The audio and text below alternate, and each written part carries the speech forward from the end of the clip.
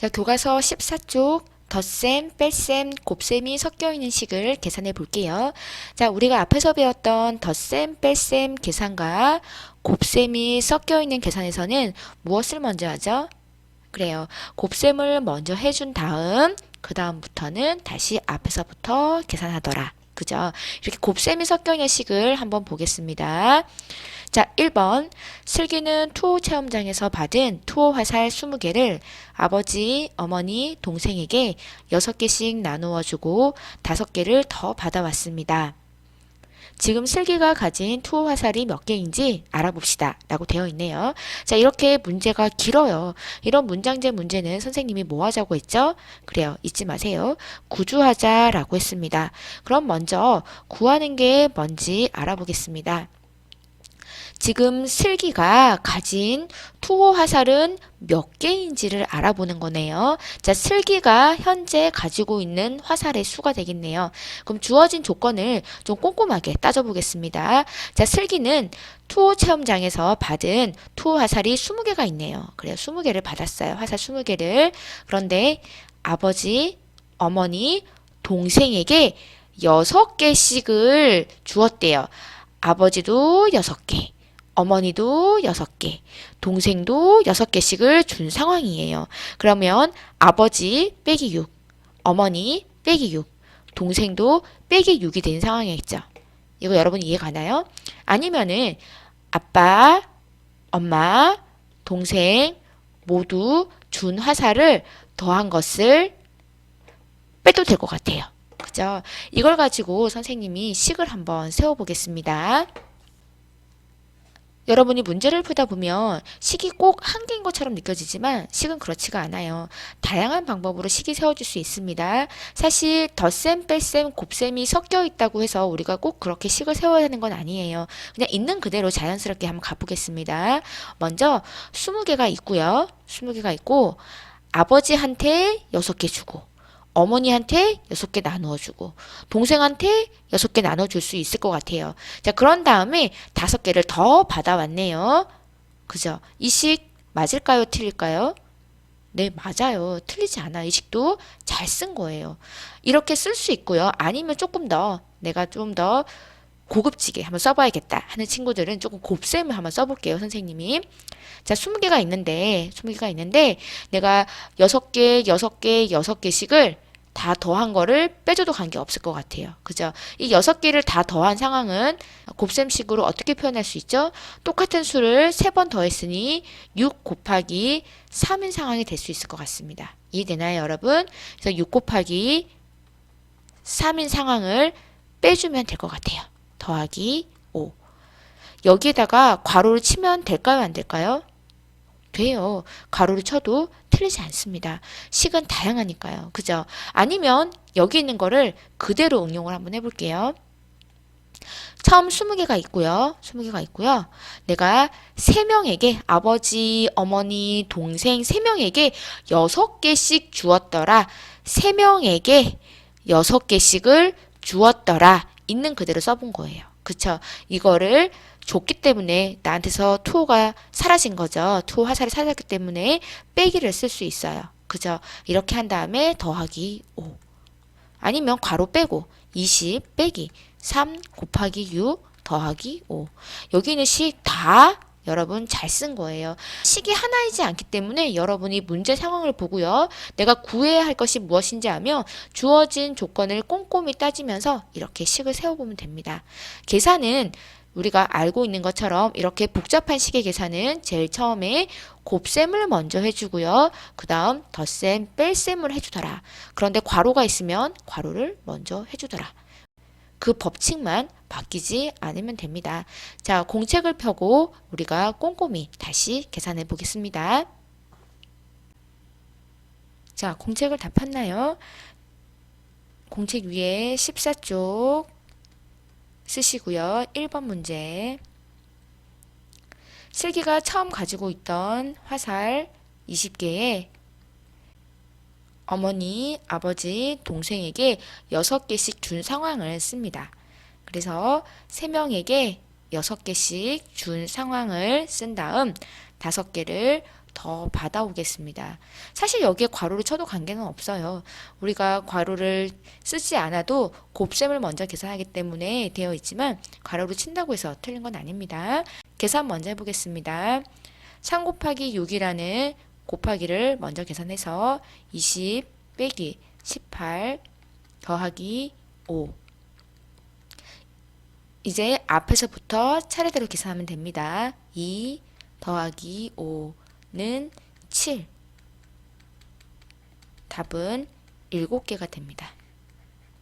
여러분, 거의 비슷하게 나가죠? 자, 이런 식으로 문제를 풀어주시면 됩니다. 자, 2번 보겠습니다. 두 식의 계산 순서를 나타내고 순서에 맞게 계산해 보자고 했네요. 자, 첫 번째 나와 있는 식과 두 번째 나와 있는 식의 차이점이 뭐죠? 그래요. 여기 괄호가 있고 없고예요. 우리가 지난 시간에 배웠던 것처럼 제일 처음엔 괄호를 먼저 해준다. 괄호에 있는 계산을 먼저 해주고 난 다음 이번 시간에는 배웠던 곱셈을 먼저 계산해 준다. 그런 다음 세 번째로는 앞에서부터 차례대로 계산한다. 이 방법은 변하지가 않습니다. 이거는 반드시 계산 순서는 여러분들이 연습을 많이 해서 알아두어야 할 상황이에요. 그러면 계산해 보겠습니다. 식에서 보면은 괄호는 없네요. 또 곱하기는 있나요? 네, 있어요. 곱하기 먼저 계산해야 됩니다.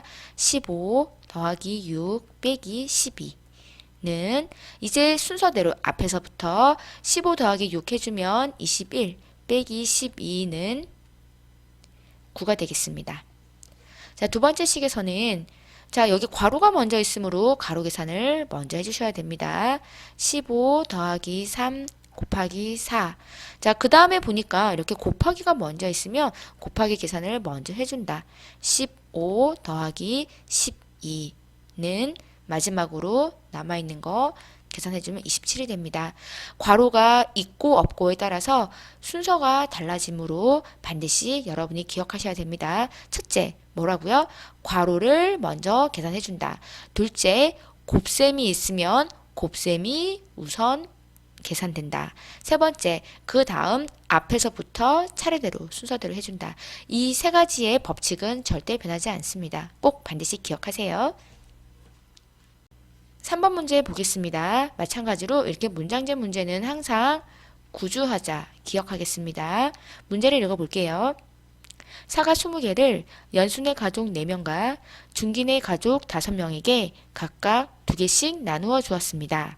남은 사과는 몇 개인지 하나의 식으로 나타내어 구해봅시다. 라고 되어 있네요. 구하는 거 먼저 알아보겠습니다. 자, 남은 사과는 몇 개를 구하는 거예요.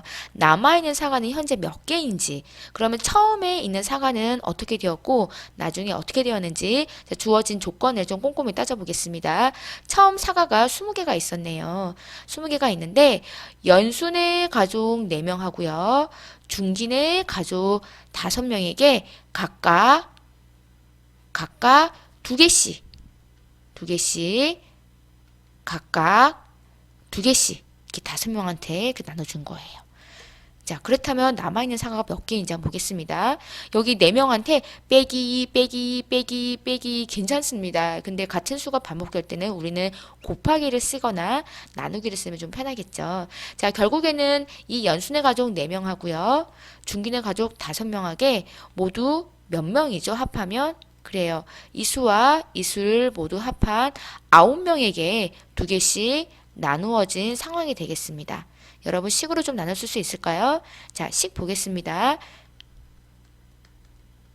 20개가 있는데 연순의 가족 4명에게 그리고 중긴의 가족 5식구를 모두 합한 9명에게 각각 2개씩을 나누어 준 이 상황에서 빼주면 되겠습니다.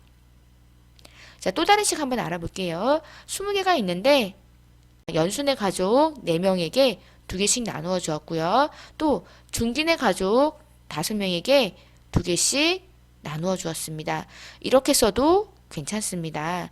식을 쓸 때는 한계가 있지 않아요. 식은 다양하기 때문에 여러분이 보고 있는 상황에 맞춰서 내가 가장 알고 있는 덧셈, 뺄셈, 곱셈, 나눗셈을 섞어서 쓰시면 됩니다. 할 수 있겠나요? 자, 계산을 먼저 해보겠습니다.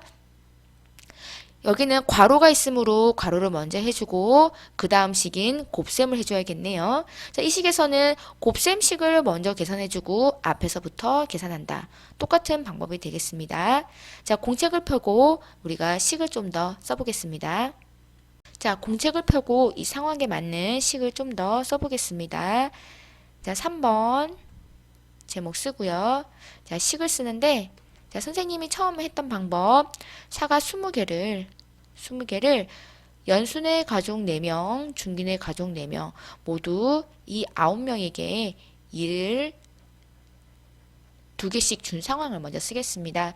근데 문제를 쓸 때는 내가 4 더하기 5를 해서 9를 써버리면 안 돼요. 여기에 있는 글자를 그대로 여기 있는 숫자를 그대로 노트에 옮기는 것이 중요합니다. 여기 연순의 가족과 중gin의 가족의 수에 맞게 더한 다음 2개씩 다 주었기 때문에 빼주는 상황이 되겠습니다. 이거 이해할 수 있나요? 자, 식을 계산해 보면 20 빼기 괄호를 먼저 해주더라. 9 곱하기 2는 20 빼기 18은 남은 개수는 2개. 답은 2개가 되겠습니다. 자, 이렇게 쓰거나 아니면 두 번째 식 한번 써보겠습니다. 20개가 있었는데 연순의 가족 4명에게도 각각 2개씩 나누어 주었어요. 그쵸? 연순의 가족 4명에게 각각 2개씩을 나누어 준 것을 뺀 상황이고요. 이번엔 중gin의 가족 5명에게 2개씩 나누어 준 상황을 뺀 상황이에요. 자, 이렇게 쓴 식도 계산 한번 해볼게요. 20 빼기 8 빼기 10 이제 앞에서부터 순서대로 차례대로 12 빼기 10은 2 답은 2개가 되겠네요. 자, 결과는 같습니다. 자, 식을 이렇게 세우나 둘 다 같다는 거 여러분 이해할 수 있나요? 자, 이렇게 마무리하겠습니다. 다시 한번 기억할 것 복잡한 식의 계산에서 순서를 한번 알아보겠습니다. 식의 계산 순서 반드시 기억합니다.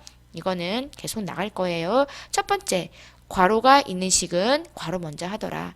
두 번째, 곱셈이 있으면 곱셈을 해주더라. 세 번째, 그 다음에는 앞에서부터 차례대로 계산하더라. 이 세 가지는 꼭 반드시 기억하세요.